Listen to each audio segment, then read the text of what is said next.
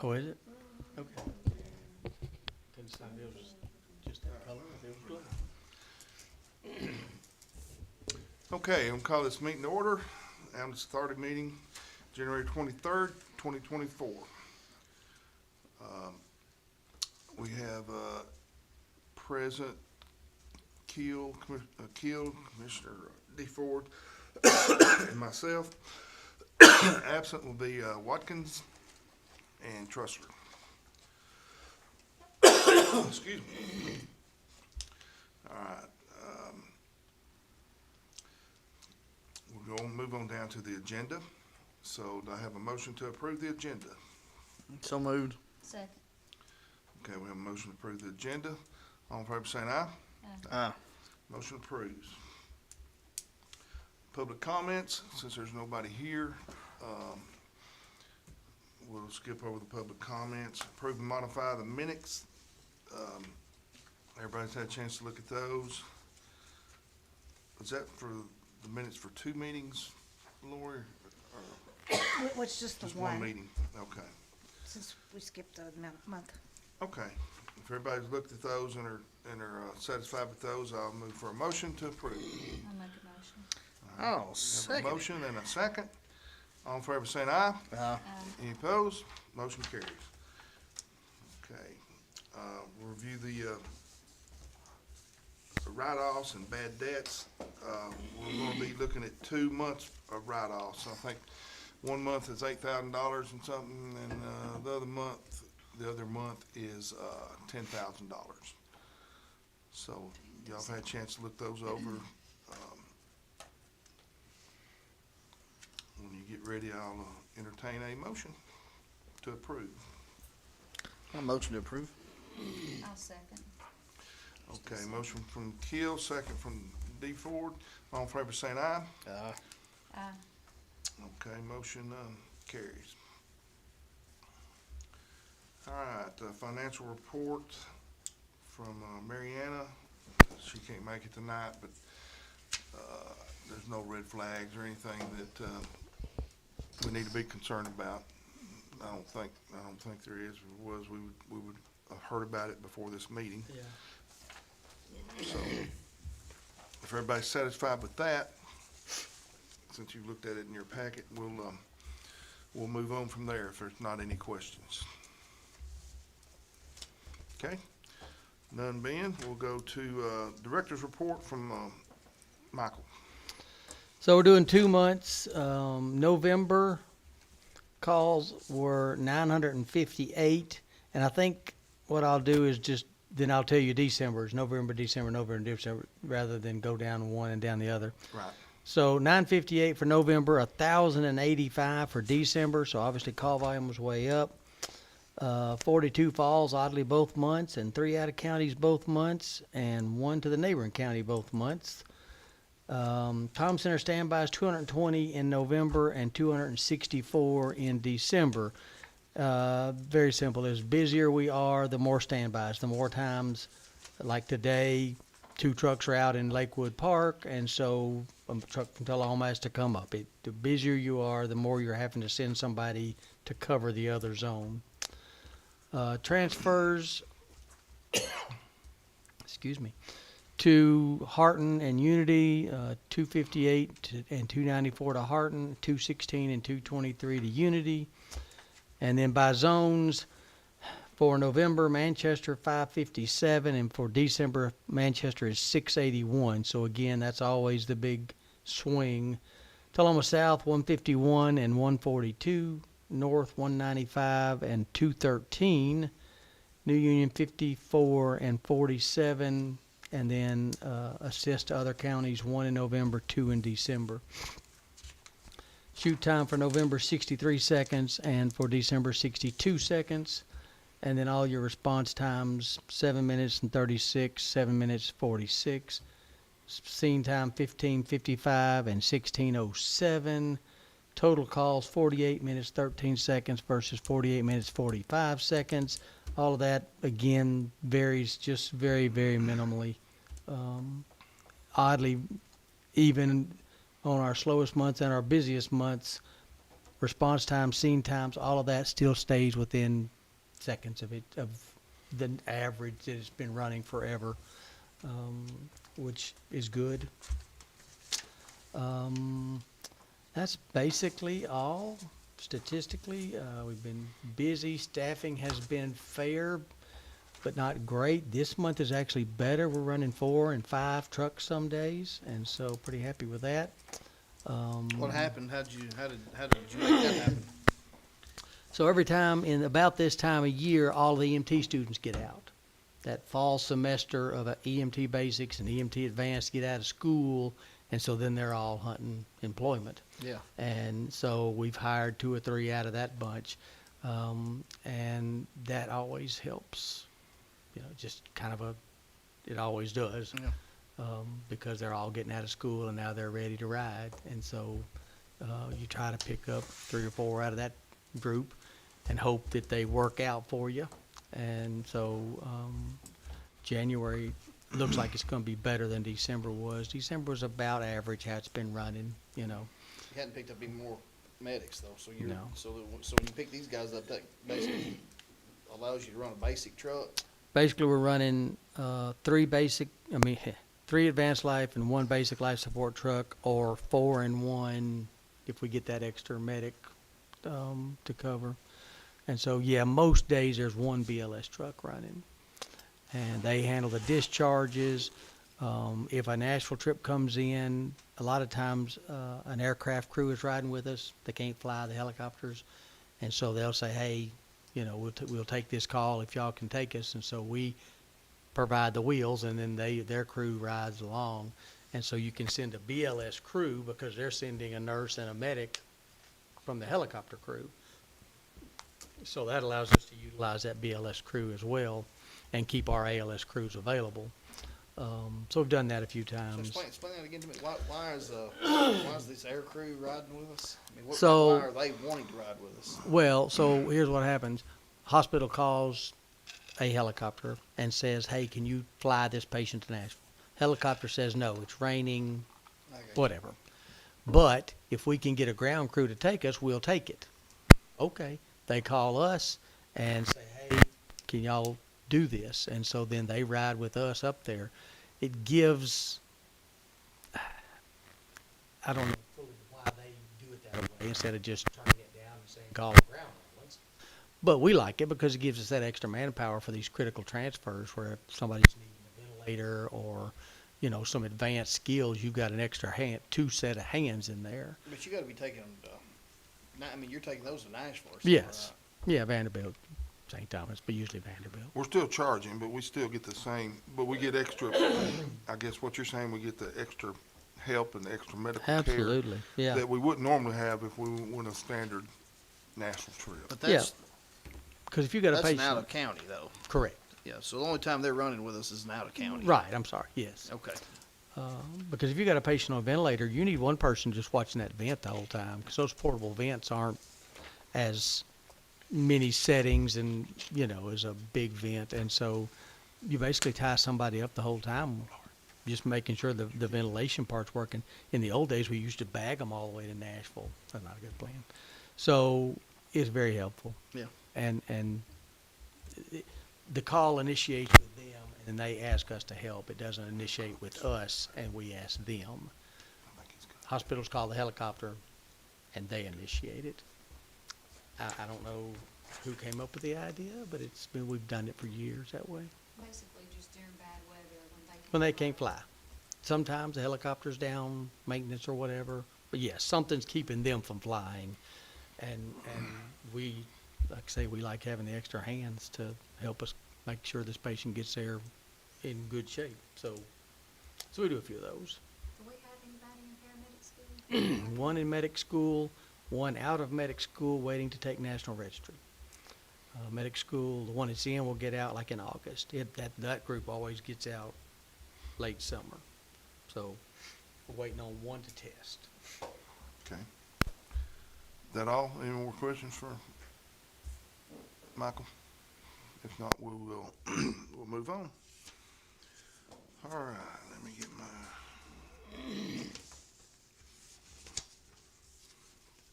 Okay, we'll move on to unfinished business,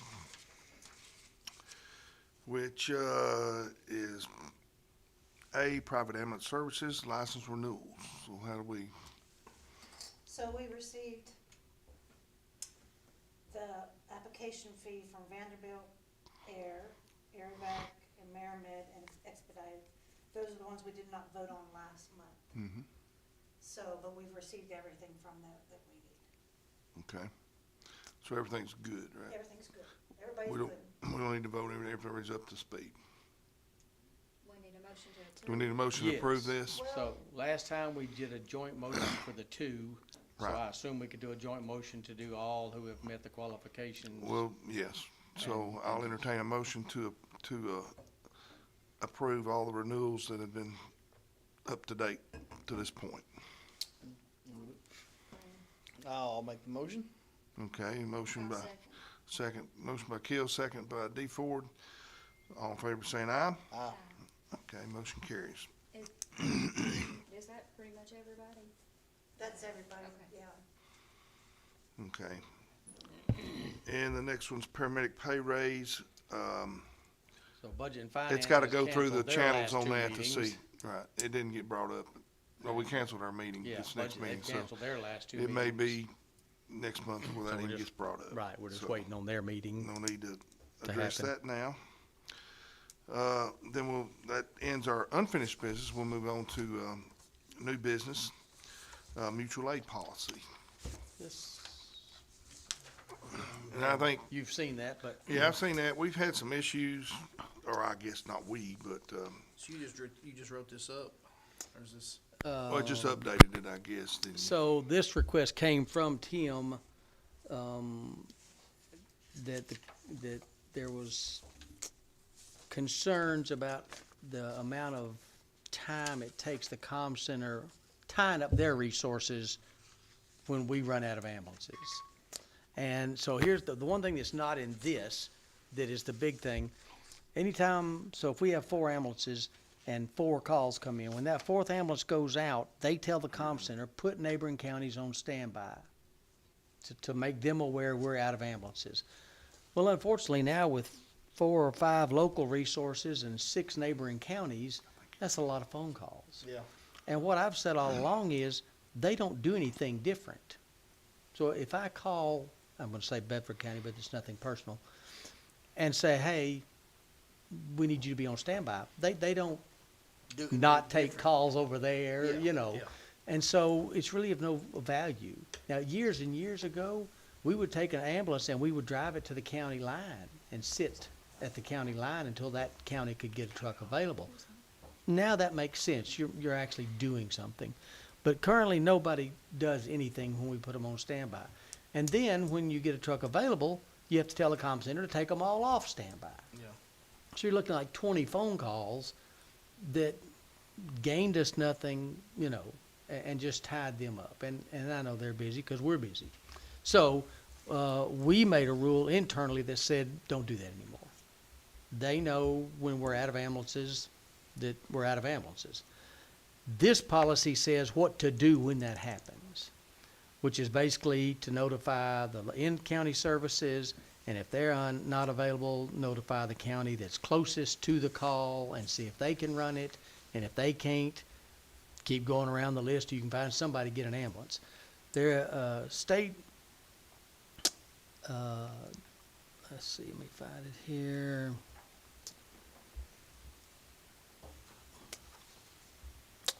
State mandates that an ambulance must be dispatched within 2 minutes. Now, they don't care who, but somebody, you're supposed to get en route within 2 minutes. So what happens a ton of times, all of our ambulances are out, another call comes in, they call like AEDC, and AEDC gets an ambulance en route. Well, within 2 to 3 minutes, we can get somebody cleared. Either the transport was a no transport, or they were at the hospital and now they've unloaded and so now they're available. And then we say, hey, we got this, and we take the call, you know, and cancel them. If they get on the scene, I still tell my people, you get en route to that scene. This is our county. We need them. They need to get back to their area of coverage. the base, Bedford County, wherever it is they came from. And so we're still gonna try to get an ambulance to them. If we get on the scene and that ambulance is already on the scene and they say, hey, we're already loaded, we got this, we'll transport. Okay, that's fine. But I don't want anybody to accuse us of tying up their ambulances while ours are sitting at the station. Because, you know, ours got back in service and just went back to the station, and now we're making another county transport. What does that do financially to them if they're in the middle of it, or if they're just driving on the scene, they haven't actually done anything yet, and then we arrive and we take it over, but they have come, you know, do they get to bill that in?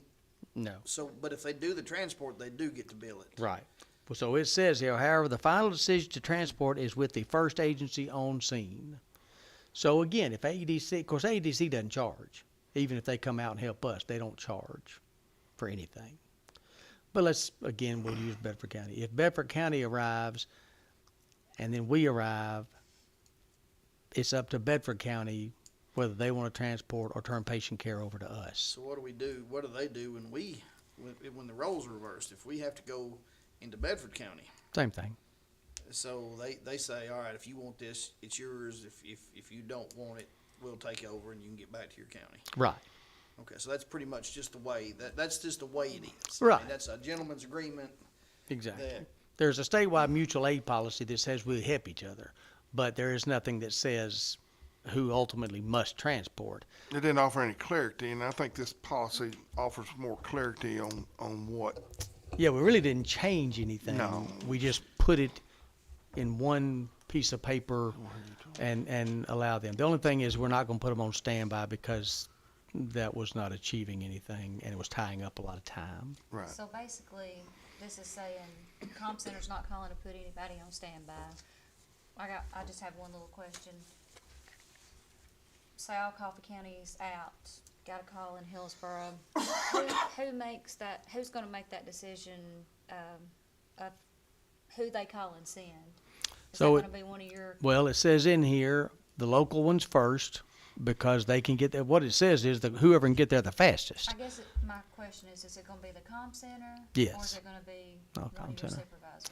Because if all trucks are busy, my supervisor's one of those trucks. Right. So he's liable to be doing CPR in Lakewood Park. He ain't got time to make that call. And Tim and I talked about it a little bit. There's just no way you can, because you don't know if the captain's going to be the first truck out or the third truck out or the last truck out. You never know that.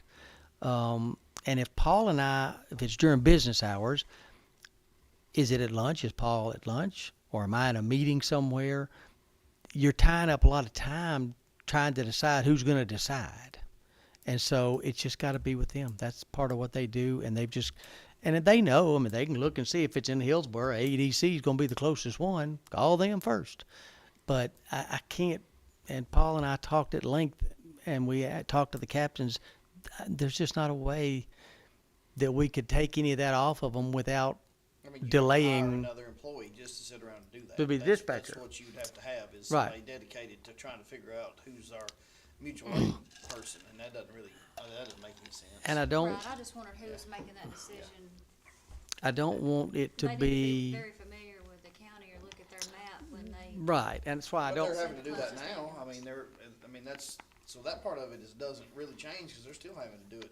They're doing it the same way, except we're cutting the amount of like busy work that they're having to do by calling everybody to tell them that, hey, this may happen or it may not. And then we have to call back and say this. The other problem is, so for example, if Lori's there, well, now you've got a non-medical person. Comm Center's all supposed to be EMD trained. They're the ones who can talk them through CPR. And you have the problem of it's not recorded if it comes to us. Whereas at the Comm Center, all the conversation, all the Oh, right, I radio. don't think it should- Yeah, I was just curious of who. Yeah, you I know, wish there was a in- way. In the past, I know there's been times like maybe the supervisor was out roaming or whoever said, hey, send Bedford County to that call. And I if know if they're busy, if they're where they can, right. I just wondered but who actually made just- that decision of who to. to say this is how we're going to always do it would be impossible because again, if that captain's the first truck out and he's in Lakewood Park, he's liable not even hear that all trip. A lot of times you'll hear the captain come on and say, "Give me the status of my units," Right. because they've been busy with patient care and they've not been able to keep up with where all the units are. So Paul and I listen, and obviously if it's where we can interject, we can. But if Paul and I are both there, we could get an ambulance, and there's an ambulance available, we could run the call. So that still solves the problem. But when you get to that point where it's got to go back to the comm center. I just don't see any way that anybody else could do it and have it recorded and have medical people trained to try to talk them through, you know. And by taking away the standbys, that kind of takes the load I off. think that was the biggest issue. Yeah, that's gonna take the Because load off. that is a them lot of phones. phone calls Yeah, just to say, hey, y'all just need to know just in case. And you don't, like I said, a lot of times they don't no more get them called than we get a truck available. You Right. got to uncall them all. so that's gonna take away a lot of time. And like I say, this is not, that can be modified. In a perfect world, if it was fully staffed, yeah, it would make sense for the supervisor to do something like that, but we're not fully Yeah, if staffed. we could ever and get we're them off the units, that Right. absolutely would be their not- part of their So task. we're not in that, perfect world. And I yet, talked so- to Scott, and we agreed this seems like the right way to do it. I always change it if we don't like it or if Right. we come up with a better plan, but Um, for now, that's the Since that's a plan. policy, we need a motion. We probably need a motion to put enter that in your handbook, or is it already in your handbook? I think or- Scott wanted a motion, wanted this board's approval before he put it in place at the comm center. Okay, well, we can do that tonight. So I entertain a motion to, put this policy in our, SOP. So, And I'll put it in official, that little format that I've used for other Right. policies. I'll Right. put it in that. and that can be included. This is just what I sent you and what, Right. was needed approved, So basically. if everybody's looked over that and is good with that, I'll take a motion and we'll go on. You already made one, right? I'll Okay, second that one. there's a second one. Any more discussion? Okay, if there's no more discussion, all in favor, vote aye. Aye. Any opposed? Motion carries. Sounds like a very common sense thing to do. Yeah, but those standbys do take up a lot of time. That's what I'm saying. That sounds like a very smart thing to change it. Right, whether it's and not- when they come up, when Scott approached me with that issue, I just said, hey, you and Michael can get together and work this out and then come out with a solution and a policy, and that's what happened. So I think it's all gonna be Because taken care sometimes of. you're looking at 4 times a day that happens. And I don't know statistically a number, but roughly 90% of the time at least, the next call doesn't come in until we actually have a unit available again. Yeah. So it was all in vain, and I think that was frustrating them. Most agencies. And I get are- it. They're on standby anyway.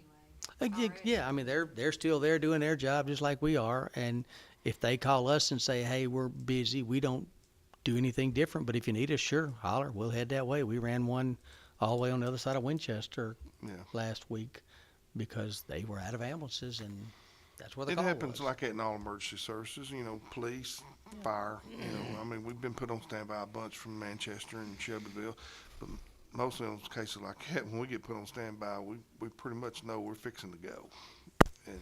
But in the EMS cases, it's not always so. So we just had to, clarify that, and I think it's been clarified, so. All right. Since we've, took care of that. The next one's update resolution. I'm gonna put that off till next meeting, because I'd like for everybody to be here. So there's no need to talk anything about that until till we're all here. Try to have And we can all put input in, and have input about it, so. I think you know what I'm trying to do or want to get at. I just want to update Yeah. that 1972. I want to bring 1972. How do we, Somewhat. would we write that resolution, or what, if we wanted to rewrite it? Well, I think we need to come up, look at that resolution and come up with whatever points we want to change in there, and then we may have to send it to the attorney and let him look at it and see if we can do that or not. And then it'll have to go through the procedural process. It has to go through legislative, policies and procedures, and then legislative, And since there's no monetary value into it, it won't go to budget and finance, but it goes to those two spots, and then it gets brought before the, commission. But we just need to look at that and decide, you know, what changes we wanna make to update this, you know, with the verbiage and stuff like that. And, once we figure out what we wanna do, then we'll send it over to the county attorney, and he can present our changes in form of a resolution to legislative, or maybe maybe it all gets done there, but, that's those processes that'll have to happen, so. Because it's on the agenda, does it have to have a motion to postpone action? We could I just don't say a know. motion to, To postpone postpone until next to, meeting? the next meeting and just carry it over. I'm okay. not positive it has to have one, Well, but I got- since okay. it's on the agenda, there needs to be some Right. official, what we did about it. So I have a motion to, postpone it till the next meeting, and a second. All in favor, saying aye? Okay, takes care of that. So, Was any rumblings, or has anybody said anything to you about the motion that we made? I guess it was I think it was last meeting where we voted to increase the paramedic pay $4. I think there's been some discussion on it, but, you know, nothing formally or anything like that. And I know, you know, with budget and finance, they're gonna look at everything, not just us. Sure. And they're gonna look at everything and see if, you know, this is feasible or not feasible, and then we'll go from there. But, you know, I just didn't know if you'd heard any negative feedback from anybody. I hadn't, you know, since we're not working on the budget yet, I hadn't heard much. Yeah. So that'll probably all take place in the next couple of months when we, Yeah. don't you have to have your, Packets go out usually Packet- the 1st of February, Yeah, or due packets go- back the end of February. right, we've got a calendar of events that, the budget process goes through, so, and that starts February 1st, and from there it'll go. And we'll start talking about it then. Yeah. So, that's all I have on the agenda. Anybody else have any? Of course, since we didn't have on this agenda part, so anybody have any statements they want to make or anything like that? If not, I'll move for a motion to adjourn. Ladies first. All right, Second. okay. Next meeting will be the third Thursday in February. So we'll see you then. We didn't have much public comments today. Where's everybody at? We locked them out, cause I know Brenda and them were gonna come. A couple people was gonna come.